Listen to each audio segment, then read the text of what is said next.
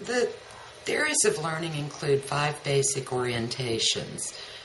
One is behaviorist. It's learning that is defined in adults as a change that leads to a change in behavior that's measurable and in response to stimuli from the immediate environment.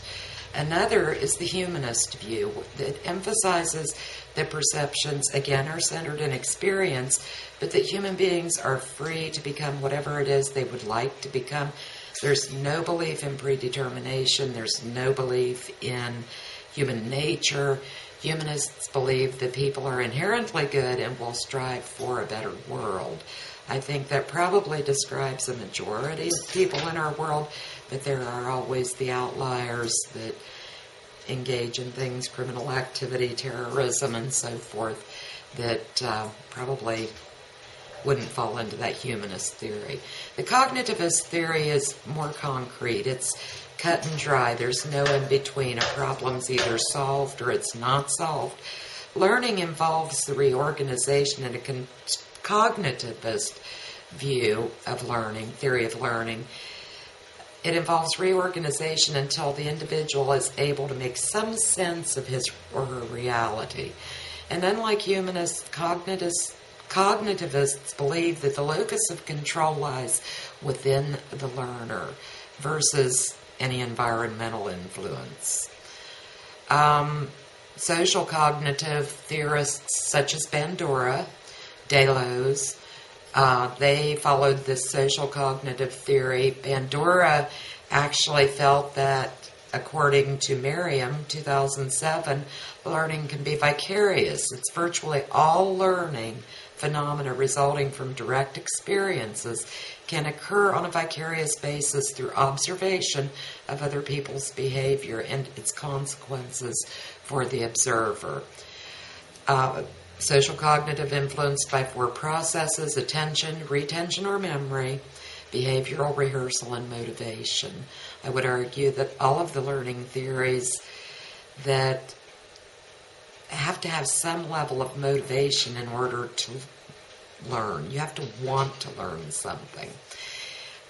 Constructivist view of theory of learning involves construction of meanings and interpretations of their environment and reality from experience. Again, it's an experiential learning theory, and it has an individualistic and a social orientation about it.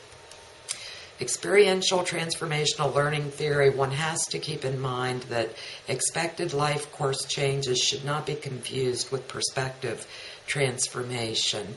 As we age, we enter different eras of our lives. We do experience transformational learning experiences, I think, wherein we learn to view things as we age very differently, perhaps, than what we once did when we were young.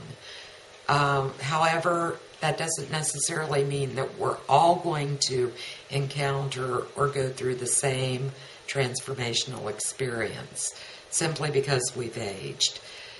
Developmental transformation is most often equated with change and results from a dynamic interaction of both heredity and environmental influences. The lens of transformational learning includes values, beliefs, assumptions, things that people have learned probably very early in their life, and as a direct result of observing others. Mentors play an important role in this process. Independent thinking is the goal of transformational learning. Autonomy. It takes a great deal of autonomous behavior in order to transform into a new way of understanding reality. Perspective transformation begins by taking those taken for granted assumptions, attitudes, and beliefs and critically examining them and determining whether they're even credible anymore. Or should we start to investigate and search for a new meaning that would make much more sense to whatever the experience disorienting dilemma is. Social construction influences, vicarious influences on learning, again, areas in which mentors, instructors can really play a significant role in helping folks through the transformational learning process.